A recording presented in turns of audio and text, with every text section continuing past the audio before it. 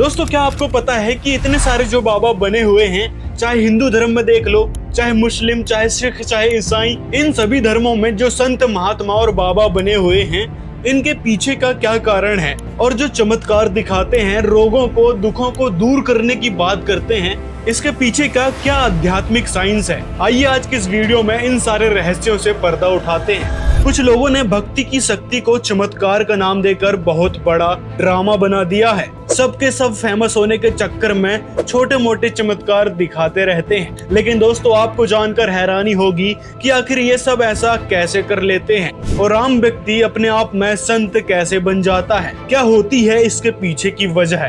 आइए आज के इस वीडियो में उस परमेश्वर का संविधान आपको बताते हैं। दोस्तों जो वेदों के अनुसार और यथार्थ मंत्रों का जाप करते हैं तो उस साधक के अंदर ईश्वरीय शक्ति ऐसे संग्रहित हो जाती है जैसे इन्वर्टर की बैटरी में पावर। आज के समय में जो साधु संत का जीवन जी रहे हैं वे पिछले जन्म की भक्ति के कारण प्रेरित हैं और इस कारण ही वे भक्ति साधना अवश्य ही करते हैं। जैसे कि हम देखते हैं और पहले की घटनाओं में सुनते भी आ रहे हैं कि एक नाथ बाबा से किसी व्यक्ति ने शरारत की थी। नाथ जी ने उसे श्राप दे दिया।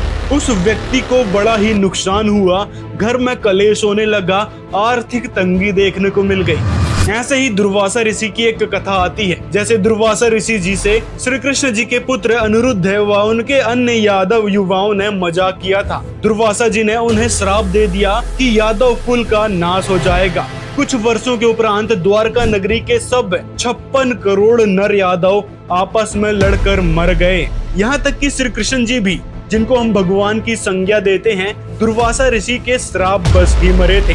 अब आपको एक बात जानना जरूरी है कि जो दुर्वासा ऋषि थे वो श्री कृष्ण जी के ही कुल गुरु थे। मतलब जो यादव कुल के गुरु के रूप में उनको माना जाता था। लेकिन देख लो सिद्धि शक्ति इतनी भयानक चीज होती है कि उनके अंदर इतना अभिमान आ गया कि इन्होंने मेरे साथ मजाक कैसे किया और उनको श्राप दे दिया कि पूरे यादव कुल का सर्वनाश हो जाएगा। इस पूरी कथा का लिंक हमने डिस्क्रिप्शन में दिया है, आप इस कथा को सुन व पढ़ सकते हैं। ऐसी अनेकों घटनाएं हैं जो बाबा लोगों द्वारा लाभ और हानि होने का ज्ञान करवाती हैं। इसी प्रकार राजा लोगों का इतिहास बताता है कि जिन जिन व्यक्तियों ने राजा की इच्छा के विरुद्ध काम किया उन्हें मृत्यु दंड तक दे दिया गया या आजीवन कारावास की सजा सुना दी और भयंकर यातनाएं दी गई। और जिन जिन व्यक्तियों ने राजा की चापलूसी की, चरण वंदना की, उनकी सेवा की, उनको दरबार में सम्मानजनक पद दिया गया, हजारों एकड़ जमीन दी गई, हजारों सुख सुविधाएं उनको दी गई। उस समय राजा लोगों का आदेश एक कानून के रूप में काम करता था। अपने आदेश से ये राजा महाराजा किसी को लाभ और किसी को हानि कर देते थे।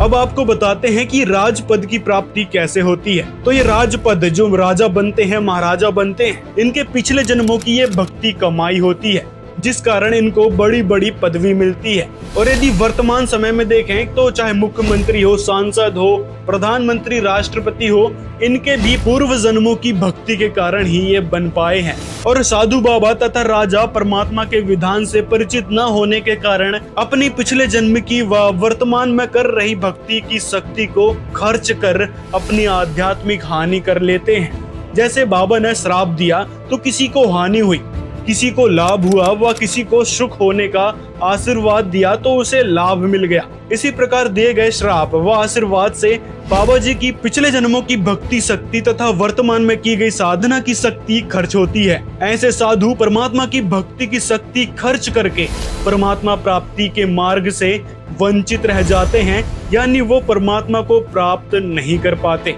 इसके बदले में किसी को श्राप देकर वो हानि करते हैं और उसके पाप के जिम्मेदार और हो जाते हैं। यानी किसी को श्राप दिया तो उनकी पुण्य कमाई तो गई ही गई और उसके बदले में जिसको उसने श्राप दिया उसके घर में जो हानि हुई उसका पाप है उस श्राप देने वाले साधु महात्मा को लग जाता था, जिस कारण से वे महात्मा बाबा नरक में भी गिरते हैं। उन साधु संतों की संसार में प्रसिद्धि हो जाती है परंतु भविष्य विष के तुल्य हानिकारक हो जाता है। नरक का समय भोग कर वे बाबा प्रेत योनि को प्राप्त होते हैं। ऐसे ही उन बाबाओं के द्वारा लाभ हानि करके प्रसिद्धि के कारण लोग उस संत साधक के मृत शरीर को जमीन में दफनाकर उसके ऊपर यादगार रूप में मंदिर का निर्माण करा देते हैं। जैसे करोली बाबा जिनकी डेथ पहले ही हो चुकी है, उनका भी ऐसे ही यादगार के रूप में दफना कर बनाया गया है। ऐसे ही ओशो के आश्रम चल रहे हैं। तो ऐसे स्थानों पर धूप दीप जलाकर उस मृतक बाबा की मूर्ति से अपने सुख व शांति की मन्नतें मांगते हैं। वह बाबा व साधु संत महात्मा प्रेत योनि को प्राप्त करके उस मंदिर में अपने शव के ऊपर रहने लगता है। भक्ति की शक्ति कुछ जो शेष रह जाती है, जो उस मानव जीवन में पूरी नष्ट होने से पहले मृत्यु के कारण बच जाती है, उस शेष भक्ति की शक्ति वह साधक, वह बाबा प्रेत बनकर अपनी मूर्ति व यादगार की पूजा करने वालों की मन्नतें पूरी करके नष्ट कर देता है। भोले व्यक्ति उस मंदिर में विराजमान प्रेत की पूजा करके जीवन नष्ट कर जाते हैं। उन भक्तों को चाहिए कि वे पूर्ण संत से नाम दीक्षा लेकर भक्ति करके अपनी आत्मा में भक्ति की शक्ति का संग्रह करते, जिससे उनके सर्व कार्य सिद्ध होते और मोक्ष भी मिलता। उस समाधि के मंदिर में बैठा प्रेत पूर्व जन्मों के स्वभाववश प्रेत योनि में भी किसी को हानि तथा किसी को लाभ देकर अपनी शेष भक्ति की शक्ति का भी नाश करके पशु पक्षी की योनि को प्राप्त करता है, पूर्ण रूप से अपना भविष्य नष्ट कर जाता है। उदाहरण के लिए शिरडी वाले साईं बाबा ही पर्याप्त हैं। ये पूर्व जन्मों की भक्ति के कारण परमात्मा प्राप्ति की तड़फ में घर त्याग कर चले गए। किसी गुरु से दीक्षा लेकर एकांत स्थान पर बैठकर घोर तप किया। नकली संतों द्वारा बताई गई शास्त्र विरुद्ध साधना के कारण साधक को कोई आध्यात्मिक लाभ नहीं होता। आध्यात्मिक तप है वह किसी शास्त्र की एक दो वाणी या श्लोक का जाप करने से सिद्धियां आ जाती हैं। सिद्धि तो ऐसे जानो जैसे इंजेक्शन लगाने वाली सिरिंज व सुई होती है, उसके द्वारा बोतल से दवाई निकालकर अन्य के शरीर में डाल दी जाती है। कुछ सिद्धियां मृत्यु के बाद प्रेत बने पूर्व तपस्वी व साधक के साथ भी रहती है। सिद्धि प्राप्त है जो जीवित व्यक्ति होता है या प्रेत व पितृ योनि प्राप्त आत्मा उस सिद्धि रूपी सिरिंज से अपनी आत्मा से भक्ति की शक्ति निकालकर अपने प्रशंसक व पुजारियों यानी जो भक्त होते हैं उनकी आत्मा में श्राप और आशीर्वाद के रूप में डाल देता है। आशीर्वाद और श्राप जो है गुप्त रूप से कार्य करता है। उस सिद्ध महात्मा रूपी मूर्ख ने अपनी आत्मा से परमात्मा की भक्ति की शक्ति को नष्ट कर दिया तथा अपने आश्रित भोले श्रद्धालुओं का जीवन भी नष्ट कर दिया। इन बाबाओं को मानने वालों को कुछ एक संसारिक लाभ मिले जिससे उन्होंने अपना जीवन धन्य मान लिया और उस प्रेत बाबा के फैन हो गए और इस प्रकार वो अपना जीवन नष्ट करते जा रहे हैं। यदि उस बाबा को तत्व ज्ञान होता तो ऐसी गलती भूल कर भी नहीं करता। जिन संतों को तत्व ज्ञान होता है वे ना तो श्राप देते हैं ना आशीर्वाद देते हैं। वे अपने फैन यानी फॉलोवर्स को भक्ति साधना संग्रह करने को कहते हैं। वह तत्वदर्शी संत परमात्मा से जुड़ा यानी कनेक्टेड होता है। मानो वह संत एक मिनी पावर हाउस होता है।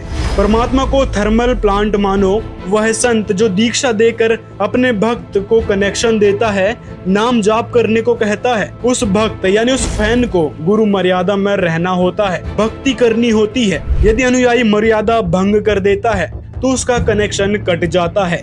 गलती का पता लगने के पश्चात क्षमा याचना करके पुनः उपदेश लेना पड़ता है, यानी फिर से कनेक्शन ठीक करना पड़ता है, जिससे संत व अनुयायी दोनों मोक्ष प्राप्त करते हैं तथा वर्तमान जीवन में भी सुख व समृद्धि को प्राप्त करते हैं। सांसारिक लाभ भी मिलता है, संकटों का नाश भी होता है, अकाल मृत्यु भी नहीं होती, दुर्घटना से भी रक्षा होती है।